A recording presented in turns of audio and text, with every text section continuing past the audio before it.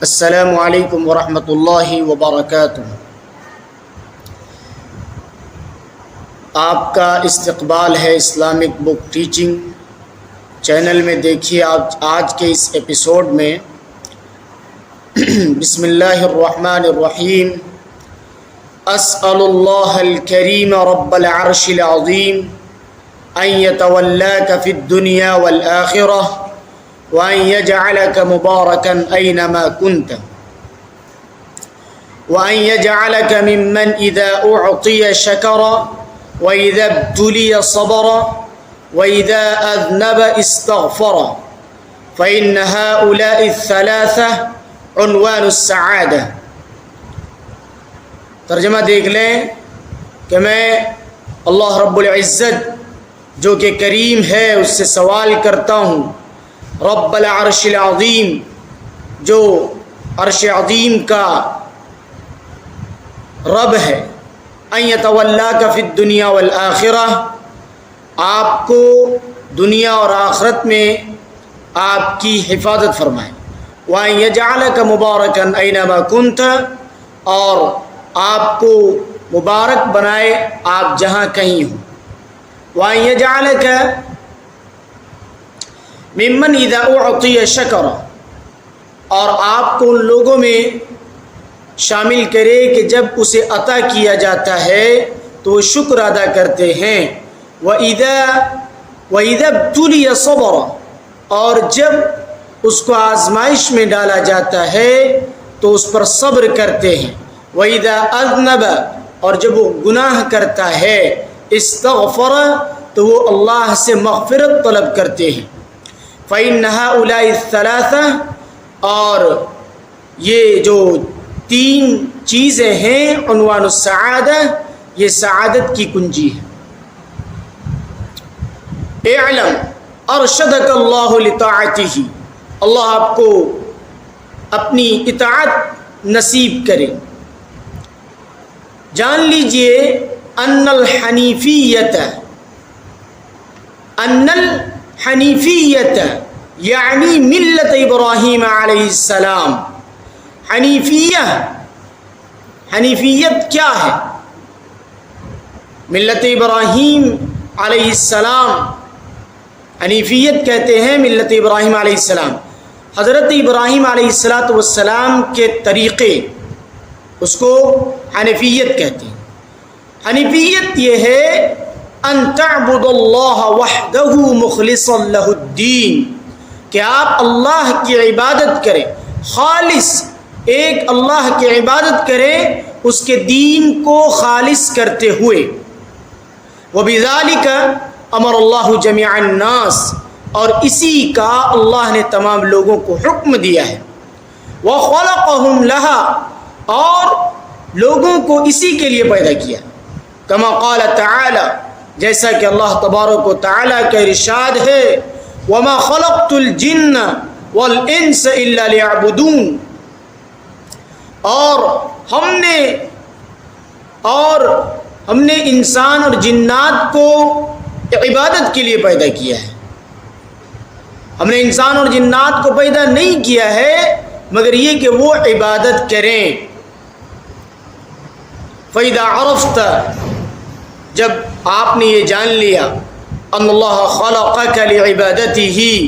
کہ اللہ تبارک و تعالی نے آپ کو اپنی عبادت کے لیے بنایا ہے، پیدا کیا ہے، فَاعْلَمْ، تو اب جان لیجئے، ان العبادت لا تسمى عبادتا الا مع التوحید، کہ عبادت کو عبادت نہیں کہا جاتا، عبادت کو عبادت نام نہیں دیا جاتا مگر توحید کے ساتھ، یعنی عبادت کو عبادت اس وقت کہیں گے جب توحید بھی ساتھ ساتھ ہو، کما ان الصلاة لا تسمى صلاة الا مع الطہارہ، جیسا کہ نماز کو نماز نہیں کہا جاتا مگر طہارت کے ساتھ، یعنی نماز کو نماز اس وقت کہیں گے جب طہارت بھی ساتھ ساتھ ہو۔ فَإِذَا دَخَلَ الشِّرْكُ فِي الْعِبَادَةِ فَسَدَتْ، جب عبادت کے اندر شرک شامل ہو جائے، شرک داخل ہو جائے فسدت تو وہ عبادت کا فائدہ نہیں ہے، تو عبادت بیکار ہے۔ کالحدث اذا دخل فی الطہارہ، جیسا کہ ناپاکی جب وہ پاکی میں داخل ہو جائے، پاکی میں شامل ہو جائے۔ کما قال تعالی، جیسا کہ اللہ تبارک و تعالی کا ارشاد ہے، ما كان للمشرکین ان یعمروا مساجد اللہ شاہدین علی انفسہم بالکفر، مشرکوں کو یہ حق حاصل نہیں ہے کہ وہ اللہ کی مساجد تعمیر کریں، شاہدین علی انفسہم بالکفر، جبکہ وہ خود اپنے لیے کفر کے گواہ ہیں، اپنے آپ پر کفر کے گواہ ہیں۔ اولئک حبطت اعمالہم، یہ وہ لوگ ہیں کہ جن کے اعمال بیکار ہیں،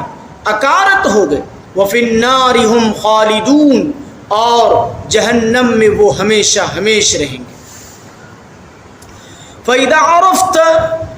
جب آپ نے یہ جان لیا، ان الشرک اذا خالط العبادت، فَإِذَا عَرَفْتَ، جب آپ نے یہ جان لیا، ان الشرک اذا خالط العبادت افسدها، کہ جب شرک عبادت میں شامل ہو جائے، داخل ہو جائے، افسدها، تو وہ اس کو بیکار کر دیتا ہے، تو اس کو وہ احبط العمل، اور اعمال کو برباد کر دیتا ہے، اکارت کر دیتا ہے۔ وصار صاحبه من الخالدین فی النار، اور اس کا کرنے والا وہ جہنم میں ہمیشہ ہمیش رہنے والوں میں شامل ہوگا۔ عرفت، آپ نے جانا، ان اہم ما علیک، کہ آپ پر جو ذمہ داری ہے، آپ کے اوپر جو ذمہ داری ہے، اس میں سب سے اہم بات یہ ہے معرفت ذالک، اس چیز کا جاننا۔ لعل اللہ ان یخلصک من هذه الشبکہ، شاید کہ اللہ تبارک و تعالی آپ کو اس جال سے چھٹکارا حاصل ہے، وہ یہ شرک باللہ، اور یہ جال جو ہے اللہ کے ساتھ کسی کو شریک کرنا ہے۔ وَذَلِكَ بِمَعْرِفَةِ 4 قواعد ذَكَرَهَا اللَّهُ تَعَالَى فِي كِتَابِهِ، اور اس چیز کا جاننا 4 قواعد کے ذریعے، بِمَعْرِفَةِ 4 قواعد، جس کو اللہ تبارک و تعالی نے ذکر کیا ہے اپنی کتاب میں، یعنی وَذَلِكَ، اور یہ چیز 4 قواعد کے جاننے کے بعد ہی جو ہے ایک انسان اس چیز کا ادراک کر سکتا ہے، اس کو سمجھ سکتا ہے۔ یہ 4 قواعد جو ہیں اللہ تبارک و تعالی نے اپنی کتاب میں ذکر کیا ہے۔ سب سے القاعدۃ الاولی، پہلا قاعدہ، ان تعلم، آپ یہ جان لیں، ان الکفار الذین قاتلهم رسول اللہ صلی اللہ علیہ وسلم، کہ کفار مکہ کہ جن کے ساتھ اللہ کے رسول صلی اللہ علیہ وسلم نے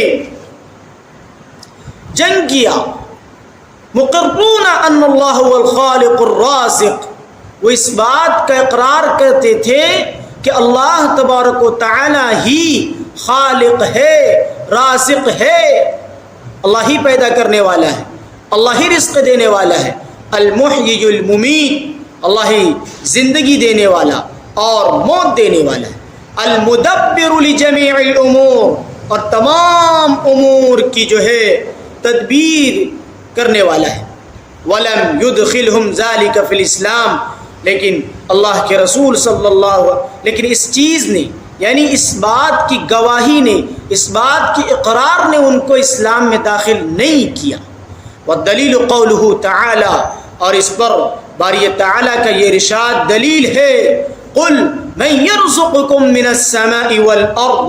ام من یملک السمع والابصار ومن یخرج الحی من المیت ویخرج المیت من الحی ومن یدبر الامر فسیقولون اللہ فقل افلا تتقون۔ قل، اے نبی کریم صلی اللہ علیہ وسلم آپ کہہ دیجیے من یرزقکم من السماء والارض، کون ہے جو تم کو رزق دیتا ہے آسمان سے اور زمین سے؟ امن یملک السمع والابصار، کون ہے جو آنکھوں کی، سماعت کی اور بصارت کی ملکیت رکھتا ہے؟ کون ہے جو سماعت پر اور بصارت پر قادر ہے؟ ومن یخرج الحی، اور کون ہے جو زندے کو نکالتا ہے، من المیت، مردے سے، یعنی زندے کو نکالتا ہے مردے سے، یعنی بیضہ سے چوزا نکالتا ہے۔ ویخرج المیت من الحی، اور زندے سے مردے کو نکالتا ہے۔ کون ہے جو مردے سے زندے کو نکالتا ہے اور زندے سے مردے کو نکالتا ہے؟ زندے سے مردے کو نکالنے کا مقصد جو مرغیاں ہیں تو اس سے بیضہ نکلتا ہے تو وہ مردہ ہوتا ہے، تو اسی کی مثال ہے۔ وَيُخْرِجُ الْمَيِّتَ مِنَ الْحَيِّ، کون ہے جو زندے سے مردے کو نکالتا ہے؟ وَمَن يُدَبِّرُ الْأَمْرَ، اور کون ہے جو معاملات کی تدبیر کرتا ہے؟ فَسَيَقُولُونَ اللَّهُ، تو وہ کفار مکہ کہیں گے اللہ ہی کی ذات ہے جو تمام امور کو انجام دیتا ہے۔ فَقُلْ أَفَلَا تَتَّقُونَ، تو آپ کہہ دیجئے کیا تم تقوی اختیار نہیں کرتے، کیا تم نہیں بچتے؟ القاعدۃ الثانیہ، دوسرا قاعدہ، انہم یقولون، وہ لوگ کہتے تھے، ما دعوناہم وتوجہنا الیہم الا لطلب القربۃ والشفاعہ، کہ ہم نے ان کو نہیں پکارا اور ہم اس کی طرف توجہ نہیں کرتے الا لطلب القربۃ والشفاعۃ، لیکن قربت اور شفاعت کے حصول کے لیے، قربت اور شفاعت کے حصول کے لیے ہی ہم اس کو پکارتے ہیں اور اس کی طرف متوجہ ہوتے ہیں۔ فدلیل القربہ، قربت کی دلیل دیکھیے، قولہ تعالی، باری تعالی کا یہ ارشاد، والذین اتخذوا من دونہ اولیاء ما نعبدهم الا لیقربونا الی اللہ زلفی، اللہ تبارک و تعالی کا یہ ارشاد، اور وہ لوگ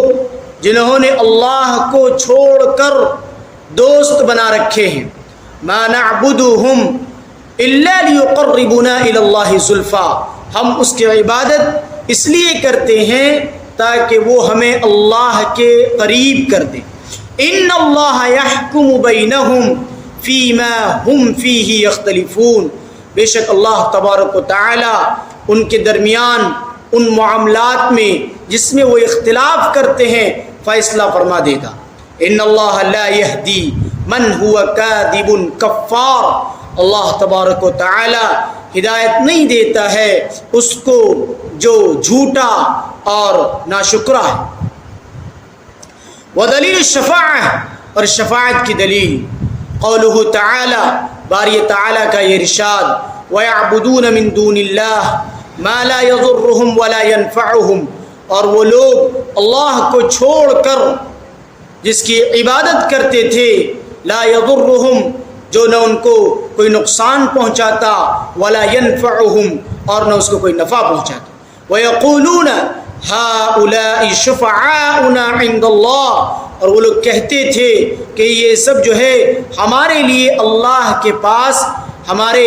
شفیع ہوں گے، ہماری شفاعت کرنے والے ہوں گے۔ قُلْ أَتُنَبِّئُونَ اللَّهَ بِمَا لَا يَعْلَمُ فِي السَّمَاوَاتِ وَلَا فِي الْأَرْضِ، کیا تم، اے محمد صلی اللہ علیہ وسلم آپ کہہ دیجئے، کیا تم لوگ اللہ کو ان معاملات میں ان کے بارے میں بتا رہے ہو، ما لا يعلم فی السماوات ولا فی الارض، جو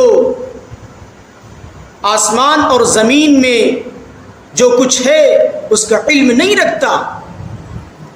سبحانہ، اللہ کی ذات پاک ہے، وتعالی، اور اس کی ذات بڑی بابرکت ہے، بلند ہے، عما یشرکون، ان چیزوں سے